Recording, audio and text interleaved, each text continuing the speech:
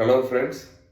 Working பிளேஸ்லையும் சரி அல்லது படிக்கிற இடத்துலையும் சரி, நம்ம இருக்கிற இடத்துல ஹாப்பியாக ஒரு ஃபேமிலி மாதிரிக்குள்ளே இருக்கணும்னா அதுக்கு தேவை ஒரே ஒரு ஸ்கில் தான்.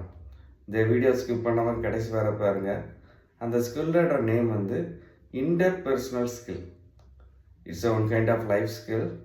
ஸோ சில பிளேஸ்லாம் பார்த்துருக்கேன். நான் ஒர்க் பண்ணுற சில பிளேஸ்லேயும் ஒரு ஃபேமிலி ரிலேஷன்ஷிப் மாதிரில கூப்பிடுவாங்க, மாமா மச்சான் அந்த மாதிரில.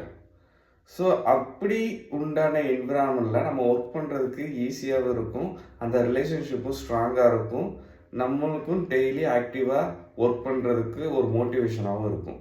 சரி, நான் பேசிக்கலி மொரட்டு இன்ட்ரவெட் தான். ஓகே, ஆனால் இப்போதைக்கு அந்த ஸ்கில்லை கொஞ்சம் கொஞ்சமாக டெவலப் பண்ணிகிட்ருக்கேன். அந்த ஸ்கில் வந்து ரொம்ப ரொம்ப ரொம்ப எசென்ஷியல் ஒர்க் பிளேஸில். So try to develop that. அதை எப்படி டெவலப் பண்ணுறதுன்னா, ஆக்டிவாக லிசன் பண்ணுறதா இருக்கலாம், அல்லது கன்ஸ்ட்ரக்டிவாக ஃபீட்பேக் கொடுக்குறதா இருக்கலாம். அதுக்கப்புறம் எம்பதைஸ் தேர் ஃபீலிங்ஸ்.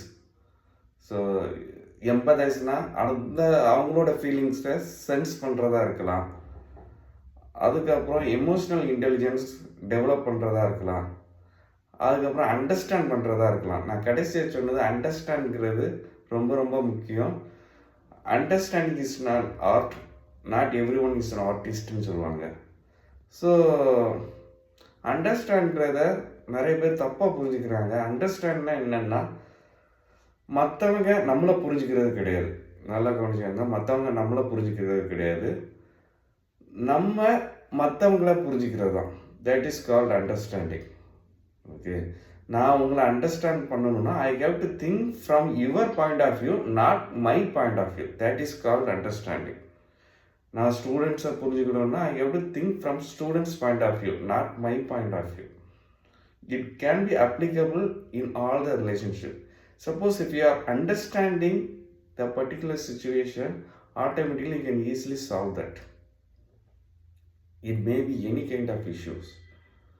Okay, ஸோ இன்டர்பர்சனல் ஸ்கில்க்கு முக்கியமானது அண்டர்ஸ்டாண்டிங் தான். அண்டர்ஸ்டாண்டிங் ப்ராப்பராக இருந்துச்சுன்னா கான்ஃப்ளிக்ட் வராது. கான்ஃப்ளிக்ட் வராமல் இருந்துச்சுன்னா அந்த ரிலேஷன்ஷிப் ஆட்டோமேட்டிக்காக ஸ்ட்ராங்காக இருக்கும். So dear friends, please develop your interpersonal skill. Okay, அதை ஆக்டிவாக லிசன் பண்ணுறதா இருக்கலாம், அண்டர்ஸ்டாண்ட் பண்ணுறதா இருக்கலாம். எமோஷ்னல் இன்டெலிஜென்ஸ் பற்றி நான் பிறகு வீடியோ போடுறேன். Okay, thank you. Have a great day.